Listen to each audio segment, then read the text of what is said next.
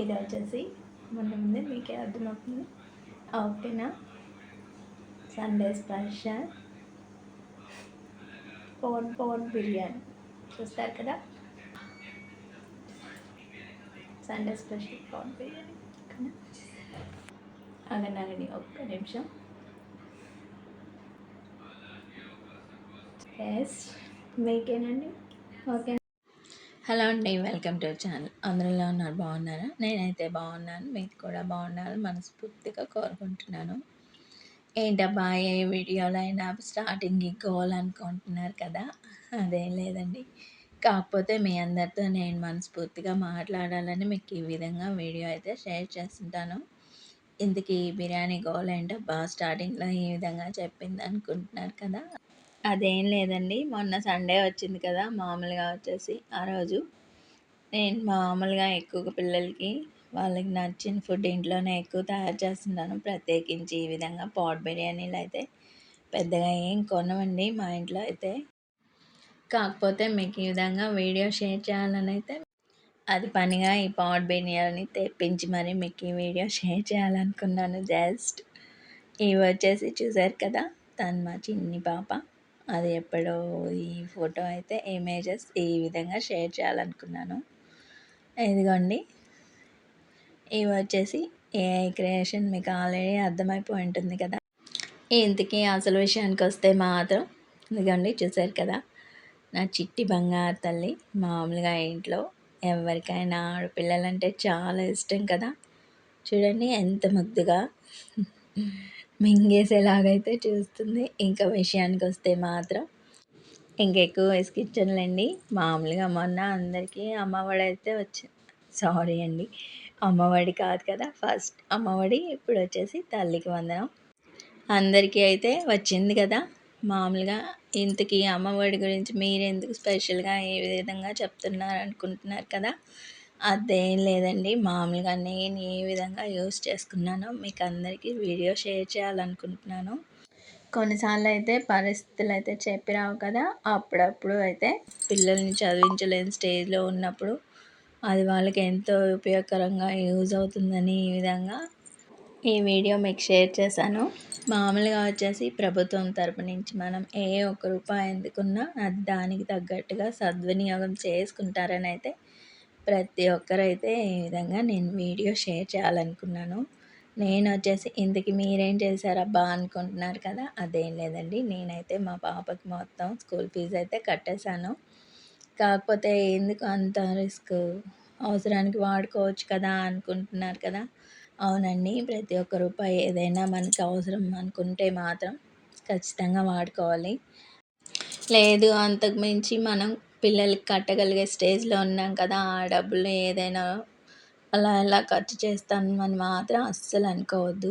ఏదైనా కూడా రానున్న రోజులు ఎలాంటివో మనకైతే తెలియదు కదా. అటువంటప్పుడు ఏ రోజైనా ఏ రూపాయి అయినా మనం పిల్లల భవిష్యత్తే కాదండి, రేపు మనకంటూ కొద్ది రోజులు అయితే ఉంటాయి కదా. ప్రతి ఒక్క రూపాయి అయితే ఈరోజు ఉందని రేపు ఖర్చు చేసామంటే అది మనకు ఫ్యూచర్లో అస్సలు దేనికైతే ప్రయోజనం అయితే ఉండదు కదా. అందుకని ఇంటికి మీరు చెప్పేది ఏంటబ్బా అంటున్నారు కదా. అదేనండి, ప్రతి ఒక్కరైతే ఏదైనా గవర్నమెంట్ నుంచే కాదు, అసలు ఎవరి దగ్గర నుంచి ఏమీ ఆశించకుండా ఎవరో వస్తారు ఏదో చేసేస్తారని మాత్రం అస్సలు మన పిల్లల భవిష్యత్తు మాత్రం ఎప్పుడూ ఒకరి మీద ఆధారపడేలాగైతే మనం ఉంచుకోకూడదు కదా.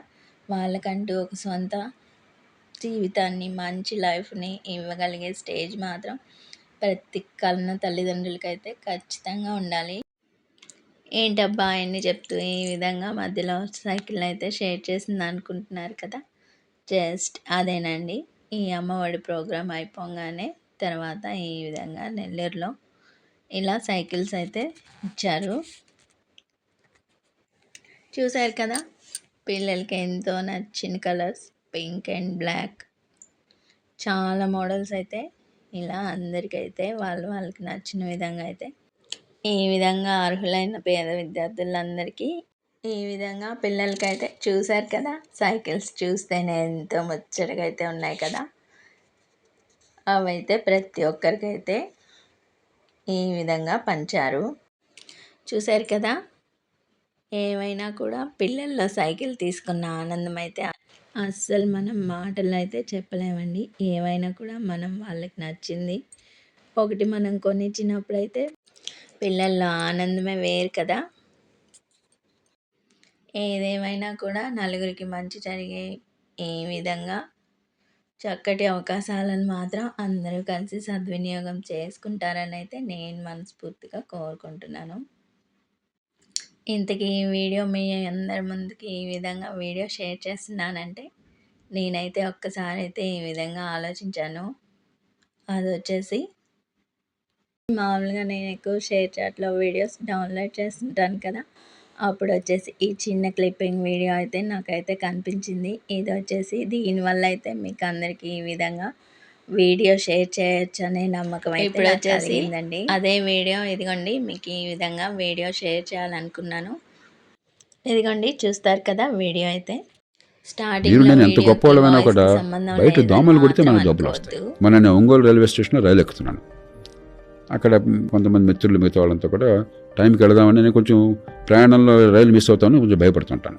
కొద్దిగా 10 నిమిషాలు ముందు వెళ్తే బెటర్ కదా అని చెప్పాను. అక్కడ నుంచి దోమలు వస్తాయి సార్, కొంచెం మరీ ముందు వెళ్ళొద్దని చెప్పి అన్నారు. అది మీరు కావచ్చు, నేను కావచ్చు, మీరంతా కోటీశ్వరులైనా మీరు మహాత్మా గాంధీ అని కూడా దోమలు మిమ్మల్ని కొడతాయి. దోమలు కొడితే చికెన్ గున్యా వస్తుంది, లేకపోతే డెంగ్యూ ఫీవర్ వస్తుంది. దోమల నివారణ కేవలం మీ చేతుల్లో లేదు. ఒంగోలు ప్లాట్ఫామ్ మీద దోమల నివారణ కావాలంటే నేను ఎంత కోటీశ్వరునైనా గొప్పవాడినైనా నా చేతుల్లో లేదు. సమిష్టిగా చేయవలసిందే అది.